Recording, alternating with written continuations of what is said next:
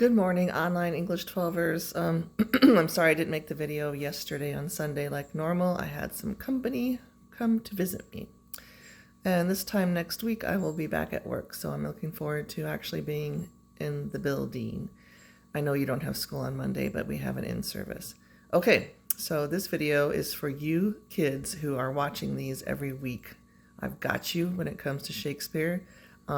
Again, lots of people aren't watching my videos. That's why I think 10 people didn't take the test last week. And I've only heard from 3 of them. So that's not good. But those of you who are being, responsible and diligent and working hard, I'm really proud of you. I really enjoyed your essays too. It didn't seem like people were cheating using AI, etc. And so that's really makes me proud of you. All right, so we are starting Hamlet. This week, I'm asking you to read Acts 1 and 2. There will be a quiz on Acts 1 and 2, which is a short one, next week. And you can use your major work status sheets packet. I would recommend just printing that off because in my in-person class, we just add to it every time we read something from Shakespeare. That second page, I believe, I'm not looking at it right now, just going from memory. The top 2 squares, it's asking you for author's style. And what they're looking for, or what I'm looking for that, is literary devices. So in the one box, the one square on the left, you'll put literary devices that you see in the play. There's a ton of them because it's Shakespeare. And literary devices are like metaphor, personification, foreshadowing. So you write the literary device in the one box, and the next box next to it, the line, not just the number, but the actual words. And you should be able to fill that up right away. Quotes. There's a ton of quotes, of course, that are famous from the play, so that section should be full as well, and you should fill that out as you're reading. Okay, so this is going to be a little bit longer, but I think it'll help you understand the play. Hamlet is a play about Hamlet. He's the main character. And there's a ton of family dysfunction in this play. Some of it's really sketchy. So hopefully, yeah. Well, if you watch any LMN movies or things like that on TV, it's kind of similar. All right, it's set in Denmark, and Elsinore is the name of the castle. So those are places you could put in the setting. Box on the back. So Hamlet is a college kid, and we know that because we find out in Act 1 that he's home from college because of some family drama that went down. So he's got to be in his 20s, I guess, at the latest. Not sure how many years he's been in college. So he's not too much older than you are. He is the Prince of Denmark. His dad, Hamlet Sr., of course, was the king. He was very close to his dad, and his dad died.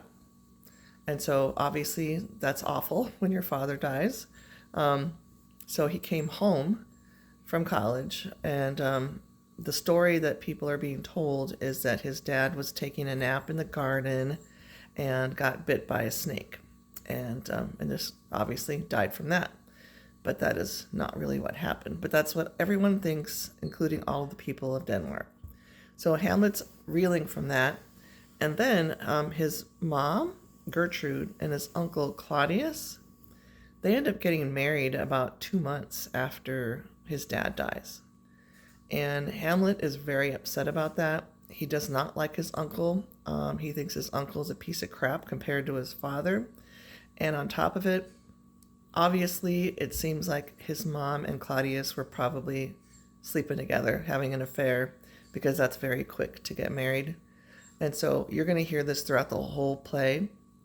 Hamlet just can't take the thought of his mom sleeping with his uncle in his father's bed.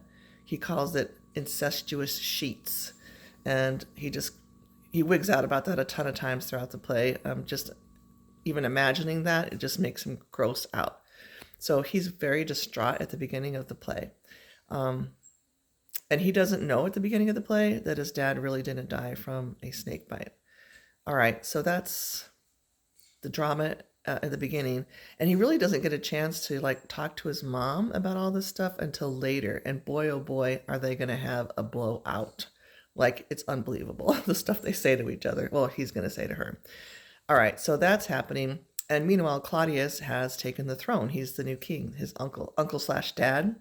And so he is having this big session where people are coming and asking him for things, permission to do things. One of them is a guy named Laertes. Laertes is the son of the advisor to the king, Polonius. And Laertes wants to go back to, he's there because of the wedding, and he wants to go back to France where he's been living, and he gets permission to do that. You also find out when the king is hearing all this stuff from different people that there's a cat named Fortinbras. My class likes to call him 14 Bras. It's easier to remember.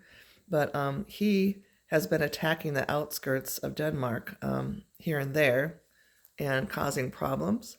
And Claudius thinks it's because he's testing Claudius out as the new king to see if he's, got a backbone.